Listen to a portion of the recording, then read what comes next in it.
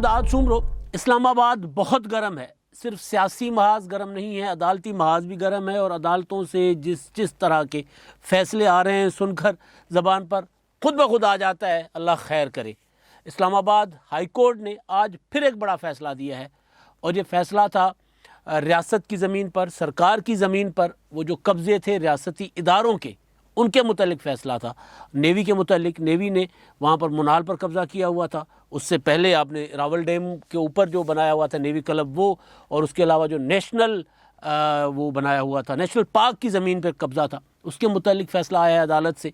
और chief justice अतर मिनुल्लाह साहब ने उसको नाजायज़ करार देकर और CDA को और मुतल्लिका इदारों को हुक्म दिया है कि जी वो जाकर अपना कब्ज़ा फ़ौरी तौर पर ले लें और सील कर दें मोनाल को। और आज ही उन्होंने हुक्म दिया है कि जी कब्ज़ा ले लें। तो इस तरह के फ़ैसले पाकिस्तान में आपने कभी कभी सुने होंगे कि कभी कोई इदारे, अदालतें ख़ास तौर पर इस तरह जो ताकतवर इदारे हैं उनके मुतालिक फ़ैसले दें। उमूमन यहाँ पर ये होता है कि जी बस जो जाकर ज़मीन पर बाड़ लगा कर बैठ गया फिर कोई पूछता नहीं था। लेकिन अब कुछ जज हमारे यहाँ हैं, अतर मिनुल्लाह जैसे और दीगर जज साहिबान हैं, इवन चीफ जस्टिस जो हैं वो पाकिस्तान जस्टिस गुलजार अहमद, उनके काफ़ी सारे फ़ैसले मुतनाज़ा भी हैं, लेकिन काफ़ी इस तरह की चीज़ें भी हैं कि वो उन्होंने कराची के हवाले से ख़ास तौर पर काफ़ी सारे ऐसे फ़ैसले दिए हैं जिसमें बस वही उन फ़ैसलों का सुनकर ज़बान पर आ जाता है कि अल्लाह खैर करे।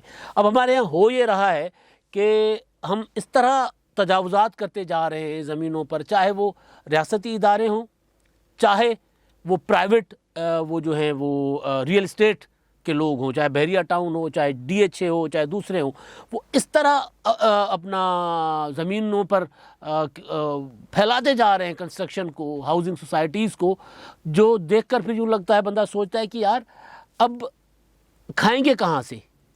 अगर वज़ीराबाद की ज़मीन पर हाउसिंग सोसाइटी बन जाए हज़ारों एकड़ों पर, अगर वो जो आम के बागात कट जाएं मुल्तान के, वहाँ पर हज़ारों एकड़ों पे हाउसिंग सोसाइटी बन जाए, बहरिया टाउन लाहौर को यूँ रोंदता हुआ चला जाए, बहरिया टाउन लाहौर क्या दूसरे शहरों में जो जहाँ जहाँ हमारी ज़रई ज़मीन है वहाँ तक यूँ रोंदते हुए चले जाएं। और सिर्फ बहरिया टाउन नहीं है, बहरिया टाउन तो एक नाम है।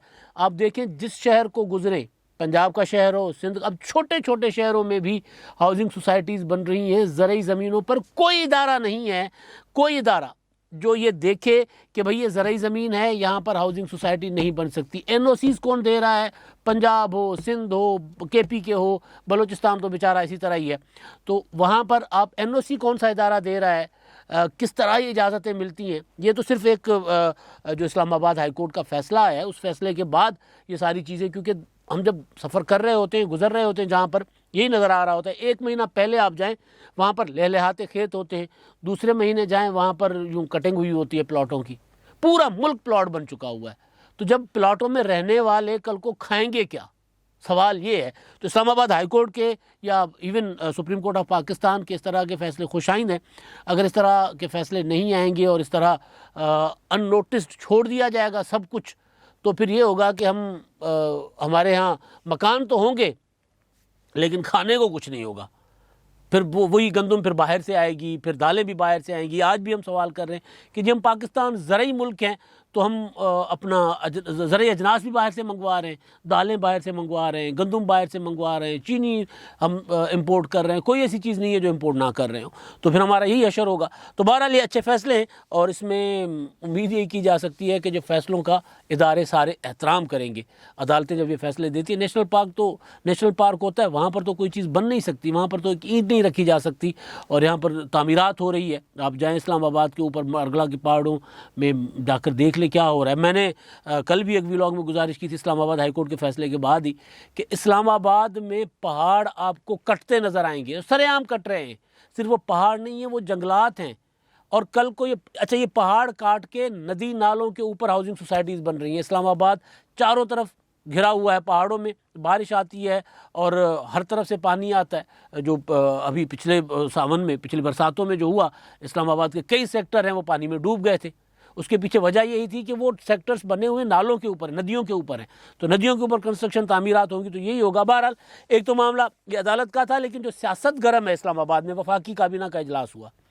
अदालत से ही आसिफ जरदारी की खबर थी। आसिफ जरदारी वहाँ पर एहतसाब अदालत में पेश हुए, अपनी ज़मानत के लिए गए हुए थे और वहाँ पर उन्होंने मीडिया के साथ गुफ्तगू की है। और वो गुफ्तगू और वफाकी काबीना का फ़ैसला, लगता है कि इमरान खान साहब की हुकूमत कहीं ना कहीं उनको ये अंदाज़ा है कि अब अपोजिशन जो है, जो कभी संजीदा अपना कभी मुत्तहद होकर नहीं चली आगे, मुत्तहद होकर दोबारा निखर गई, दोबारा बिखर गई, वो दोबारा इकट्ठी हो रही है। तो उसको रोकने के लिए इमरान खान साहब की जो वफाकी काबीना है वो भी उस तरह अपना बजाय मुल्क की कारकर्दगी, अपने हुकूमत की कारकर्दगी, लोगों के मसाइल पर बैठने के, वफाकी काबीना भी सियासी फ़ैसले बैठकर कर रही है।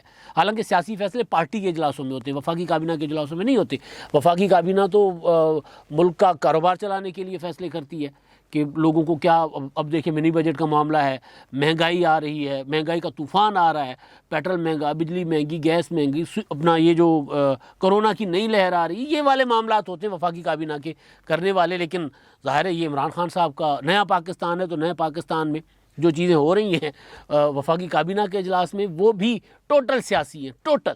अब आसिफ जरदारी साहब इस्लामाबाद हाई कोर्ट में पेश हुए, उनसे सहाफ़ियों ने सवाल किया था इन हाउस तब्दीली का। बाकी तो किसी सवाल का उन्होंने कोई ख़ास जवाब नहीं दिया। चलते चलते बात होती है तो वो चलते चलते ही हल्का 2-4 जुमलों के आसिफ जरदारी साहब के पास जवाब होते हैं। तो इन हाउस तब्दीली के लिए उन्होंने कहा कि जी इंशाल्लाह मैं पूरी उम्मीद हूँ इन हाउस तब्दीली, इंशाल्लाह उन्होंने कहा, इंशाल्लाह का मतलब है कि पूरी उम्मीद इन हाउस तब्दीली आ सकती है। दूसरा, पीडीएम के साथ उन्होंने कहा कि जी आप जाएंगे, पीडीएम सहाफ़ियों ने सवाल किया था पीडीएम का दोबारा हिस्सा बनेंगे, तो उन्होंने कहा जी मैं नहीं समझता, मुझे नहीं लगता, क्योंकि मैं नहीं समझता कि उस पीछे 2-3 रीज़न है। एक तो उन्होंने अपनी पूरी की पूरी पॉलिटिक्स के अब अख्तियारात जो है पार्टी की पॉलिटिक्स के, वो बिलावल भुट्टो को दे दिए, जहाँ उनको लगता है कि नहीं यहाँ पर ज़रा मामला बिलावल की समझ से बाहर है या उनको अपनी राय देनी, अपना फ़ैसला देना होता है तो वो कर लेते हैं। लेकिन अभी जो कुछ हो रहा है, लॉन्ग मार्च का ऐलान है, पंजाब में किस तरह पेनिट्रेशन करनी है, पीडीएम के साथ किस तरह चलना है, ये सारे फैसले अब बिलावल भुट्टो जरदारी कर रहे हैं। इसलिए आसिफ जरदारी साहब ने कहा कि जी मुझे नहीं लगता कि हमें पीडीएम में हम दोबारा वापस जाएंगे, यानी उनको नहीं लगता कि बिलावल भुट्टो पीडीएम में दोबारा वापसी का फ़ैसला करेंगे या मानेंगे। और उधर जो ख़बरें हैं कि मौलाना फजल रहमान साहब और नवाज़ शरीफ साहब भी राब्ते में, अब वो भी इन हाउस तब्दीली पर मुशावरत कर रहे हैं। आप सोचें कि शिफ्ट कितना आ गया हुआ है। एक वक्त ये था कि मुस्लिम लीग नून और मौलाना फजल रहमान साहब इन हाउस तब्दीली का नाम नहीं सुनते थे, वो कहते नहीं नहीं नहीं इस पर तो बात नहीं होगी। लेकिन अब एक वक्त ये है कि ख़बरें जो आ रही हैं, जो उनके ज़राए से ज़ाहिर सहाफ़ियों के पास ख़बरें आएंगी ना, मौलाना ने अगर नवाज़ शरीफ साहब को फ़ोन किया है, जो अखबार दुनिया अखबार और जंग अखबार ने 2 अलग-अलग ख़बरें छापी हैं, दोनों ख़बरों का जो है वो मुखातिब और सुनने वाला अलग अलग। एक अखबार में है कि मौलाना साहब ने अपना नवाज़ शरीफ ने शहबाज शरीफ साहब को कहा है कि मौलाना साहब को राज़ी करें नाउस तब्दीली के लिए। दूसरी खबर में ये है कि जी मौलाना साहब को नवाज़ शरीफ साहब ने कहा है कि जी नाउस तब्दीली के लिए हम तैयार होते हैं, आप शहबाज शरीफ साहब के साथ कोऑर्डिनेशन कर लें, रब्ता कर लें। ज़ाहिर है यहाँ पर जो कुछ करना है शहबाज शरीफ ने करना है मुस्लिम लीग नून में। हाउस तब्दीली की तरफ अगर मामला होगा और अगर तहरीक का मामला होगा, लॉन्ग मार्च का मामला, उसके लिए फिर मुस्लिम लीग नून का जो चेहरा है वो मरीम नवाज़ साहब हैं, नवाज़ शरीफ साहब हैं। तो इन हाउस तब्दीली वाले मामले की बात चल रही है, वो आसिफ जरदारी साहब भी कह रहे हैं कि जी वो इंशाल्लाह हो जाएगा। मौलाना फजल रहमान साहब, अब वो ख्वाजा आसिफ साहब की आप बातें सुन लें। ख्वाजा आसिफ साहब हर मुमकिन, वो ख्वाजा आसिफ साहब हैं जिन्होंने पीडीएम में पीपल्स पार्टी की शमूलियत के बाद कहा था कि जी मुझे आसिफ जरदारी साहब पर एतबार नहीं है, वो काबिल एतमाद नहीं है। लेकिन कुछ फ़ैसले होते हैं, कुछ होते हैं कि आप कोई ज़ाती तजुर्बे की बुनियाद पे बात कर रहे होते हैं, कुछ होते हैं कि आप सियासत को मद्देनज़र रख के बात कर रहे होते हैं। तो ख्वाजा आसिफ साहब जो है वो सियासी हवाले से जो बात कर रहे हैं आजकल, वो ये है कि हमें पीपल्स पार्टी के करीब होना होगा, उसके बगैर चारा नहीं है। पीपल्स पार्टी को, क्योंकि जो पीडीएम से अलहदगी थी वो मुस्लिम लीग नून और मौलाना फजल रहमान साहब के सख्त मौक़िफ़ की वजह से थी ना, कि पीपल्स पार्टी चाहती थी कि जी हम इन हाउस तब्दीली की तरफ जाएँ, हमें इस्तीफ़ों की तरफ नहीं जाना चाहिए, हमें तहरीक अदम एतमाद की तरफ जाना चाहिए। मौलाना फजल रहमान साहब और नवाज़ शरीफ साहब चाहते थे कि लॉन्ग मार्च जो पिछले साल 26 मार्च को होना था, वो लॉन्ग मार्च हमने करना, वो करेंगे इस्तीफ़ों के साथ, इस्तीफ़े भी ले जाएंगे और लॉन्ग मार्च करेंगे। तो ये वो मौक़िफ़ था जो जिस पर लचक नहीं थी मौलाना साहब ने और नवाज़ शरीफ साहब ने दिखाई, और जिसकी वजह से फिर पीडीएम में तलखियाँ बढ़ी और फिर आगे चलकर सेनेट के इंतखाबात और यूसुफ रज़ा गिलानी साहब को अपोजिशन लीडर बनाना, ये सारे मामले बहरहाल वो लेकिन उस सब के बावजूद अब ख्वाजा आसिफ साहब जो सबसे बड़े मुखालिफ थे आसिफ जरदारी साहब के साथ हाथ मिलाने के, वो ये कह रहे हैं कि अगर आपने इमरान खान साहब को घर भेजना है तो फिर पीपल्स पार्टी के साथ चलना होगा। वो ये तक कह रहे हैं कि हमें पीडीएम को अपना लॉन्ग मार्च पीपल्स पार्टी के लॉन्ग मार्च के साथ कर लेना चाहिए, वो पहले है। और वैसे भी मैं कल दोस्तों के साथ बात कर रहा था कि ये कैसी तहरीक है कि 5 माह दिए थे पीडीएम ने लॉन्ग मार्च को, जो महंगाई के ख़िलाफ़ होना है, महंगाई मार्च 5 माह। अभी जनवरी शुरू हुआ है, फरवरी मार्च 3 महीने ये हो जाएंगे, 2 महीने 1.5 महीना पहले फैसला किया था, यानी 4 साढ़े 4 5 माह पहले ऐलान हुआ था कि जी हमने मार्च करना है महंगाई के ख़िलाफ़। तो लोग भी समझ गया कि जी ये महंगाई के ख़िलाफ़ कितना संजीदा मार्च होगा। लेकिन अब बहरहाल अब ख्वाजा आसिफ साहब जो हैं वो जब ये कहें कि जी हमें इन हाउस तब्दीली की तरफ जाना होगा या हमें पीपल्स पार्टी के साथ जाना होगा, इन हाउस तब्दीली वाले ऑप्शन पर नवाज शरीफ साहब खबरों के मुताबिक मौलाना फजल रहमान साहब के साथ रब्ता कर रहे हैं। तो उसमें इमरान खान साहब की हुकूमत को पता है कि अगर ये इन हाउस तब्दीली वाला मामला आगे बढ़ेगा तो उसके लिए सबसे बड़ा किरदार जो होगा मुस्लिम लीग नून में, वो ज़ाहिर शहबाज शरीफ साहब का होगा। जब वो अपना पहले भी जो हफीज़ शेख साहब वाला मामला था और जहाँ हफीज़ शेख साहब को शिकस्त हुई थी सेनेट के इंतखाबात में 3 मार्च को, तब भी मुस्लिम लीग नून का किरदार ज़्यादा जानदार था। पीपल्स पार्टी तो ज़ाहिर है कैंडिडेट गिलानी साहब पीपल्स पार्टी के थे, लेकिन अगर मुस्लिम लीग नून उस वक्त अपना उस ताकत के साथ और उस पुरजोश अंदाज में और तमाम अपने अरकान को अपने साथ मिलाकर और उधर से पीटीआई से जो आ रहे थे उनको आसरा उसरा देकर वो इलेक्शन ना लड़ते तो ज़ाहिर है उस तरह वो ये खेल नहीं हो सकता था, गिलानी साहब नहीं जीत सकते थे। उसमें मुस्लिम लीग नून का बहुत कलीदी किरदार था। तो अब भी इमरान खान साहब समझते हैं कि जी शहबाज शरीफ साहब बड़ा किरदार होंगे इन हाउस तब्दीली में, और वैसे भी शहबाज शरीफ साहब को समझा जा रहा है कि नवाज शरीफ अपना इमरान खान साहब के पोटेंशल वो हैं, मुतबादिल हैं। तो शहबाज शरीफ साहब के ख़िलाफ़ काबीना के अंदर फैसले हो रहे हैं कि शहबाज शरीफ साहब को कैसे रोकना है। दिलचस्प सूरत हाल है ना कि किसी सियासतदान के एक सियासतदान को पिन पॉइंट करके काबीना फैसले कर रही है। फवाद चौधरी की ब्रीफिंग का हवाला मैं दे रहा हूँ, मैं ज़राए से बात नहीं कर रहा। ब्रीफिंग दी है फवाद चौधरी साहब ने, और उस ब्रीफिंग में फवाद चौधरी साहब ने यह कहा है कि जी काबीना ने यह फैसला किया है कि जी अटॉर्नी जनरल जो हैं वो लाहौर हाई कोर्ट से रब्ता करेंगे, रुजू करेंगे और लाहौर हाई कोर्ट को कहेंगे कि शहबाज शरीफ साहब ने अपने भाई नवाज शरीफ साहब को की ज़मानत दी थी, बयान हल्फी जमा करवाया था कि जी वो 4 हफ्तों में इलाज करवा कर वापस आ जाएंगे, वो ज़ामिन थे, लिहाजा वो इलाज करवा कर वापस नहीं आ रहे। 17 माह हो गए उनका इलाज भी नहीं हो रहा वहाँ पर, अभी तक हॉस्पिटल में दाखिल भी नहीं हुए, लिहाजा वो बयान हल्फी तो साबित हुआ झूठा।